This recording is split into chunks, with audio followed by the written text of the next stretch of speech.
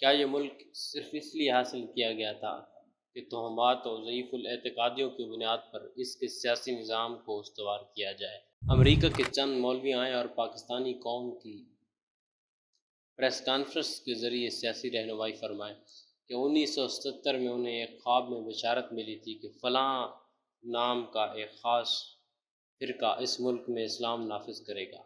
وارث میر نے ان مذہبی اجارہ داریوں کے سامراجی سرپرستوں کی بھی نشاندہی کرنے کے لیے انتہائی جرأت کا مظاہرہ کیا۔ وہ اپنے قارئین کو بروقت خبردار کرتے ہیں پاکستان کے قریب قریب تمام حکمران مغربی مفادات کے نیاز مند رہے ہیں اور ان کی صلاحیتوں کو ان کی ڈیوریبلٹی کے مطابق یہ مفادات مناسب اور نامناسب ہر طریقے سے استعمال کرتے رہے ہیں۔ یہ سب لوگ امریکہ کی آشیرواد سے تخت حکمرانی پر بیٹھے اور اسی کے اشارے ابرو سے محروم اقتدار بھی ہوتے رہے ہیں۔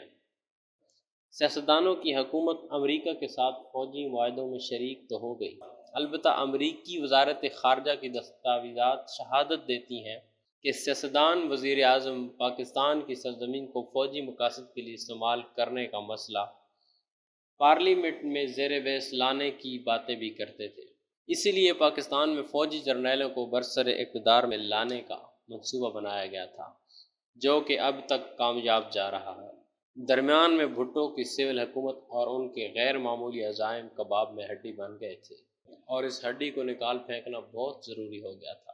مغربی دنیا نے بلا شبہ اسلام کی حقیقی روح کی بیداری اور اندیشہ ہائے دور دراز کے پیش نظر ملائیت کی سرپرستی جاری رکھی ہے۔ اقبال نے اپنے درس خودی میں ہمیں یہ سمجھایا تھا کہ ملائیت کے رد عمل میں اسلامیت کو ترک کر دینے کی بجائے اسلام کی انقلابی روح کو بیدار اور سرگرم کر دینے میں کوشاں ہو جانا زیادہ بہتر ہے۔ اقبال کے مطابق ملا کی وجہ سے مسجد کو ترک کر دینا سراسر غلط ہے۔